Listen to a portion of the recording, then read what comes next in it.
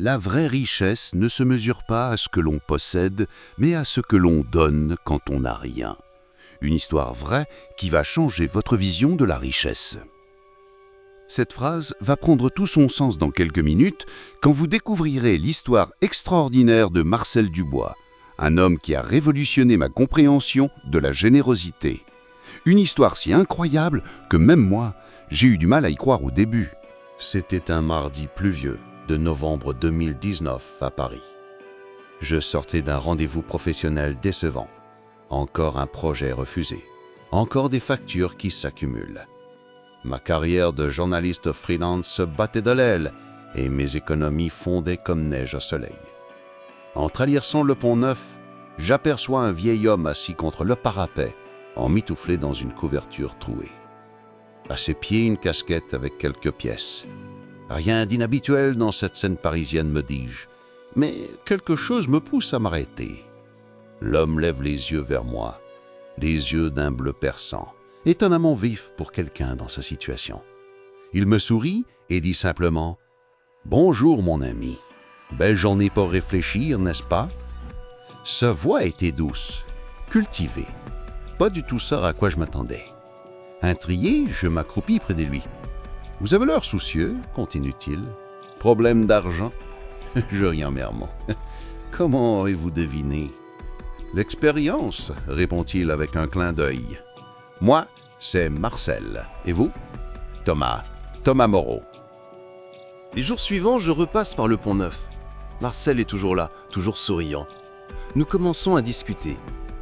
Il me parle de philosophie, de littérature, de la bourse, avec une précision troublante. Pour un sans-abri, ses connaissances sont surprenantes. Un vendredi, il me lance.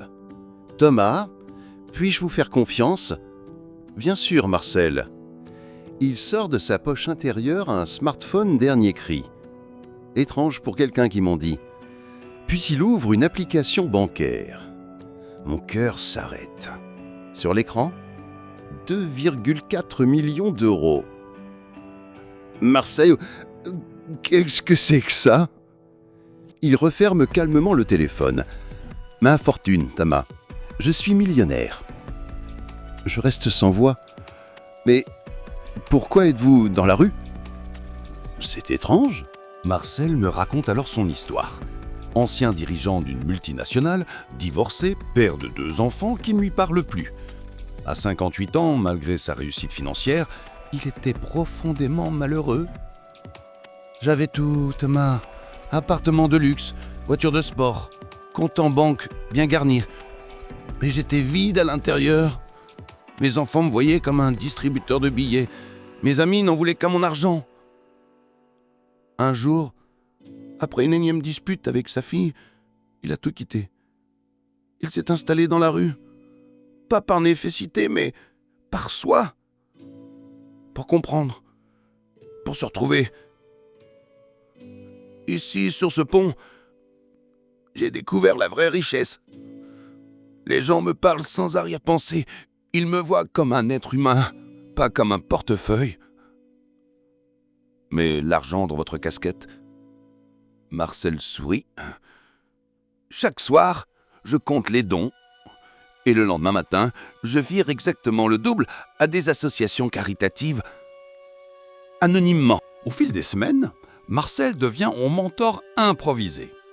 Il m'apprend à voir au-delà des apparences, à comprendre que la richesse ne réside pas dans l'accumulation, mais dans le partage. Thomas, me dit-il un jour, regardez autour de vous. Combien de personnes riches connaissez-vous qui sont vraiment heureuses ? Combien accumulent sans jamais donner, possèdent sans jamais partager ? Il me montre les passants. Cette femme en tailleur Chanel qui passe sans me regarder.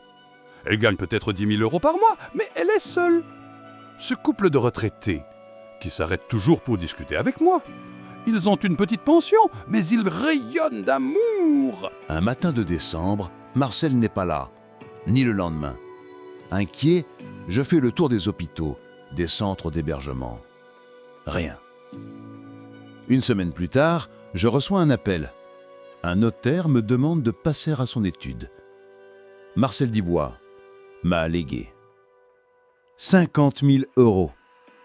Dans la lettre qu'il m'a laissée, il explique « Cher Thomatune, vous avez été le premier depuis longtemps à me voir comme un homme, pas comme un mondien.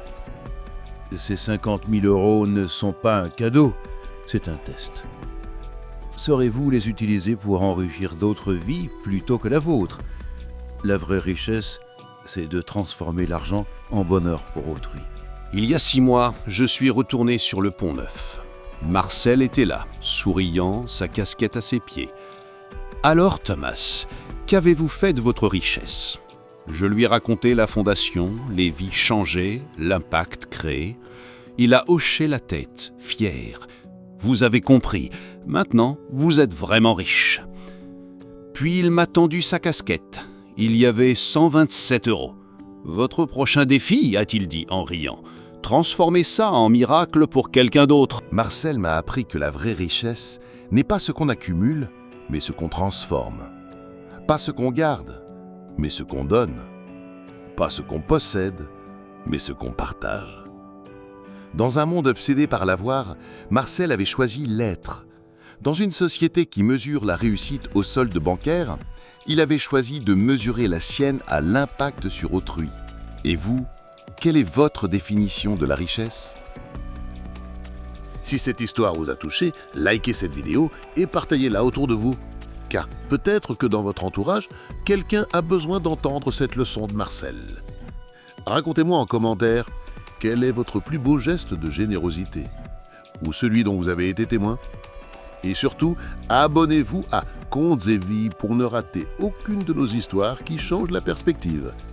La semaine prochaine, je vous raconterai l'histoire bouleversante de Sarah, une femme de ménage qui a sauvé un empire avec un simple post-it. Une histoire de courage qui prouve que les héros se cachent parfois dans l'ombre. Rendez-vous mardi prochain, même heure pour La femme de ménage qui valait des millions. En attendant, prenez soin de vous et surtout, enrichissez la vie des autres.